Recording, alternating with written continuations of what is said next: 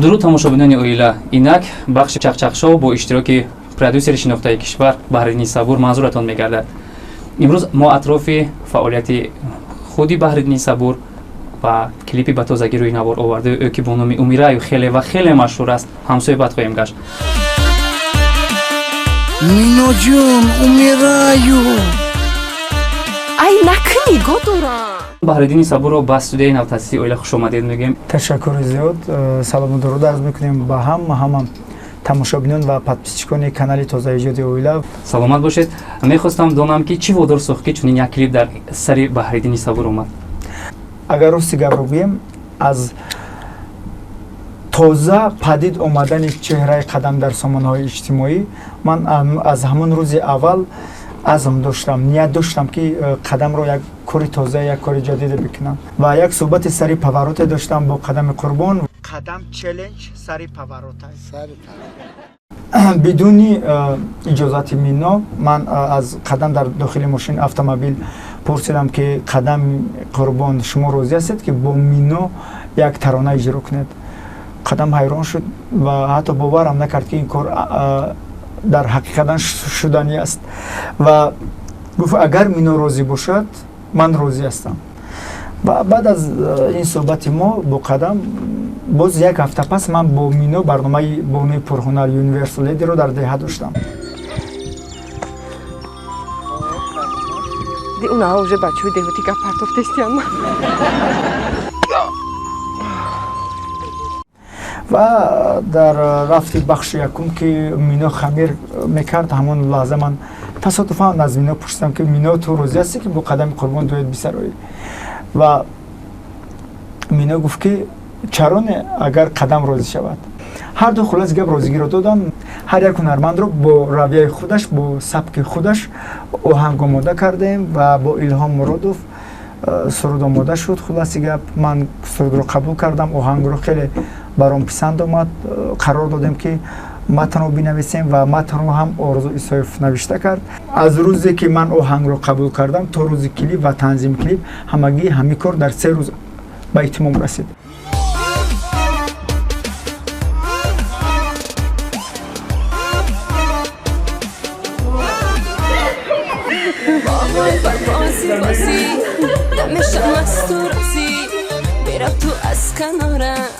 مردکی بندم بازی وای بطل خوشوری برنج ناسبوری بیرم تو از کنارم مردکی پرغروری بیرم تو از کنارم مردکی پرغروری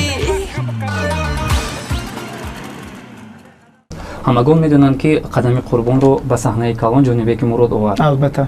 аммо шумо Қадами Қурбонро ҷониби худ кашидед. дар сомонаҳои иҷтимоӣ мегӯянд ки ин кори шумо гӯё ки идеядуздӣ буд.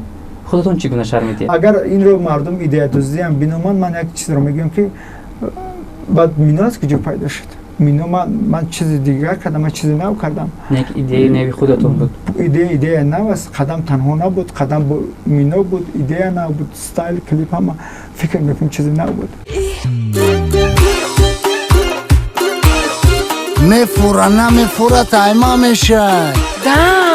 дам не Қадам.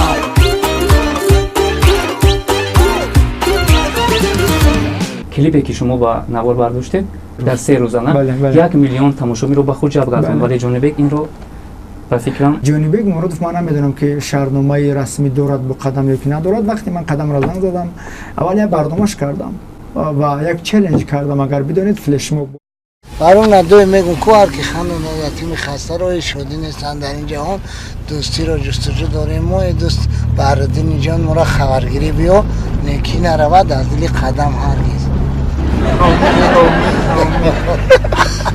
ва баъд ин идея ба миён омад ки бо Мино бояд бихонад ва ин идеяро мо кардем, пешниҳод кардем. ман намедонам бародари азизи мо Ҷонибек Муродов чӣ фикр дорад ва ин клипро чӣ гуна қабул мекунад. хай чизе ки қадар ба тавонои ман буд, ман кардам, пешниҳод кардам ба хотири мухлисони Қадам ва мухлисони Мино. аммо дар кӯчаҳо овозаҳо дигаранд. خب گویا این عمل شما سببگوی جنگ و جنجال با جانی بیگ امرود گشته باشد؟ نه من فکر میکنم که جانی بیگ هم هیچ در این مسئله نمیتواند اون ضدیت نشان بدهد، به اون خاطری که خودش فرزند هنرمند مردمی است، هنرمند خلق شوروی است و میداند که شو بیزنس همین است، یعنی که امروز یک هنرمند با دیگر نفر میتواند کار کند و پگاه با دیگر نفر. اگر پوشیده نباشد برای این کلیپ به قدم قربان و مینا چقدر مبلغ داده؟ روز من یگون مبلغ به یگون تاش ندادم، با اون خاطری که همه رسخدا همه مصرفایی که در کلیپ شد از سرود تا لباس و تا همش خود مصرف رو کردم و من برای مینا و قدم قربان گفتم که پیش از ثبت ویدیو کلیپ گفتم که من برای شما کار میکنم که کار رو انجام میدم که این تماما در استایل نو می شود و برای هر دو شما فکر میکنم که یک بهبودی خوبه در فعالیت ایجادی شما می شود. بله. آوازها هستند که بعد این کلیپ بین شما و قدم قربان برای مبلغ گویا رزبار شده باشد. گویا قدم قربان گفته باشد که هرگز با بهرالدین صبور همکاری نمیکنم. این آوازها راست باشد؟ عموما این آوازها اساس نداره. قدم قربان رو همچون پرودوسر چگونه به هنرش بها میدهید؟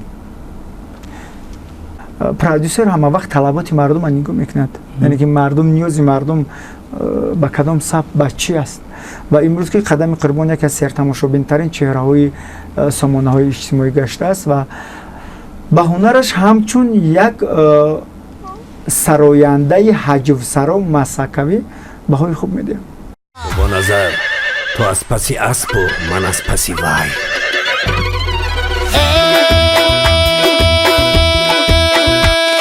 ملیکا کشتی باباتا نگاه کنم جلوتا برای تو میخرم اسب سیای باباتا اسب سیای باباتا قمچینش کن.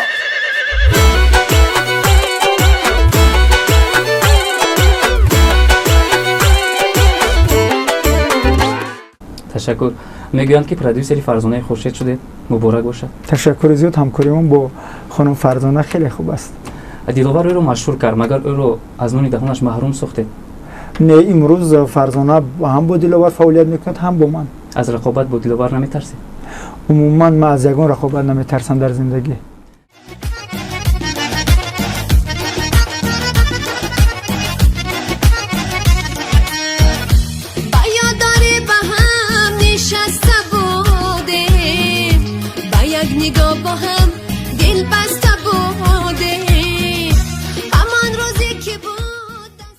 میگویند که فرزانه خورشید با شما ماشین 40,000 دلار تحفه کرده است. برای کدام کارتون؟ بگذاریم مخفی بماند. آوازه است که فرزانه خورشید شما رو برای طبابت به آلمان میفرستنده است تا که موی سرتون رو دوباره برقرار سازد. راست گپ فرزانه جان پیشنهاد کرده بود همین چیز رو. من همین استایل رو خوش دارم، گفتم تشکر برای همتت. چی سبب شد که یک باره بهرالدین صبور از همکاری با زلیخا دست کشید؟ مگر بینتون گپی شد؟ نه، راست گپ ما با زلیخا به حد همکاری خوب داشتیم و از سببی که شهرنامه ما 5 ساله بود در سال 2019 به انجام رسید، ما کارو قطع کردیم.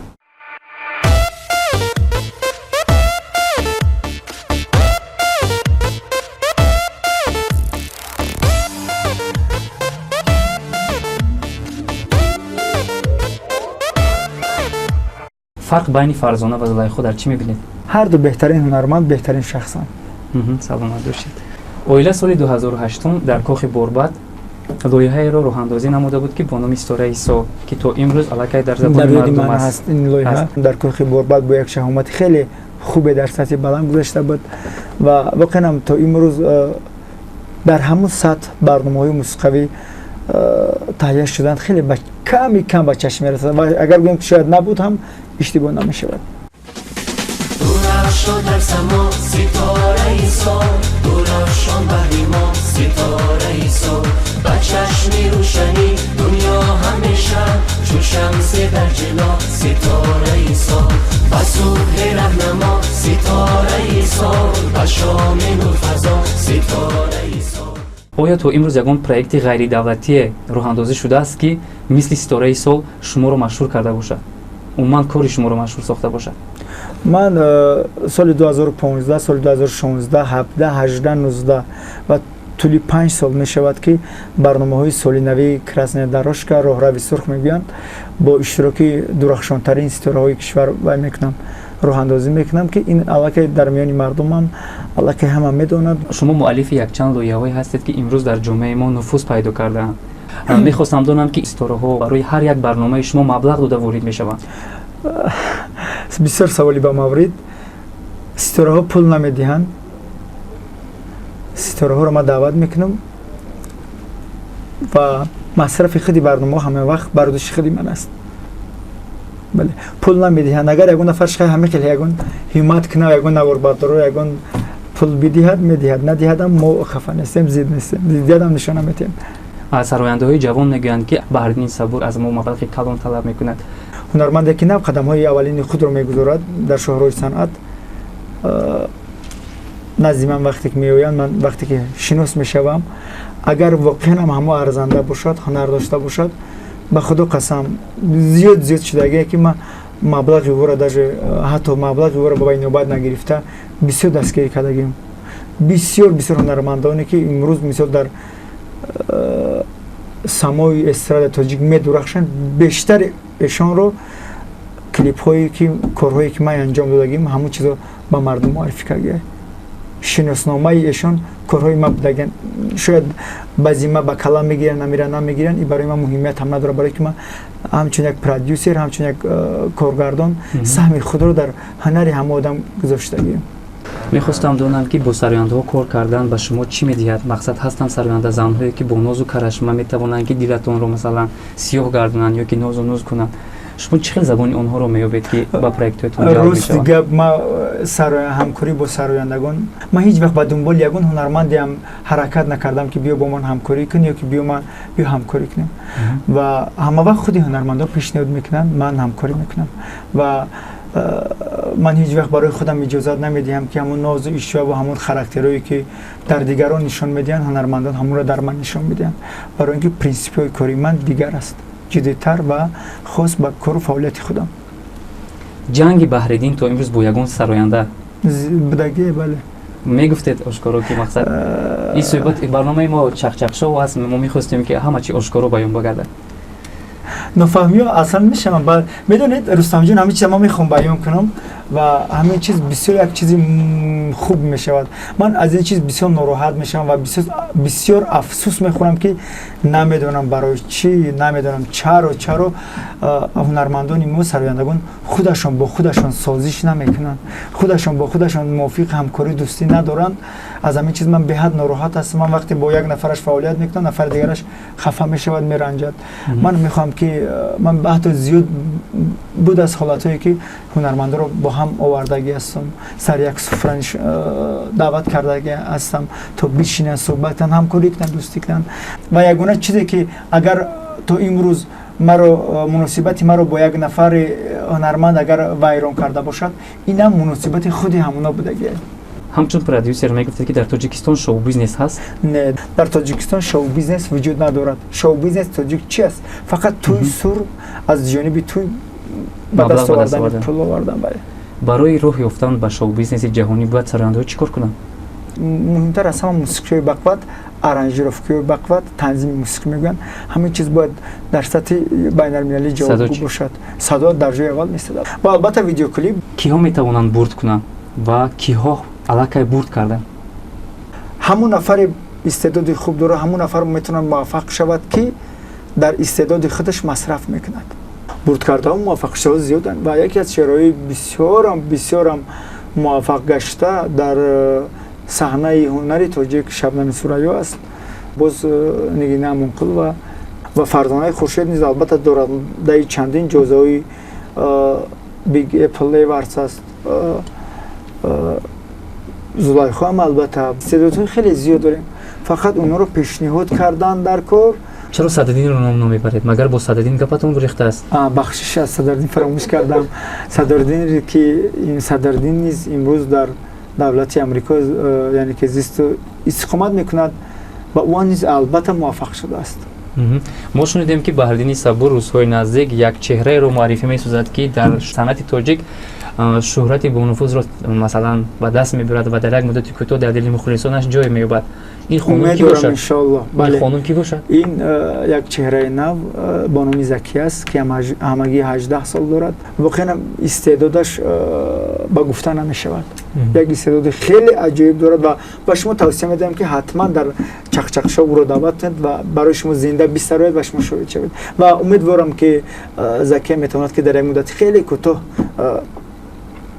یکی از موفق شدگان گردد. سلامت باشید.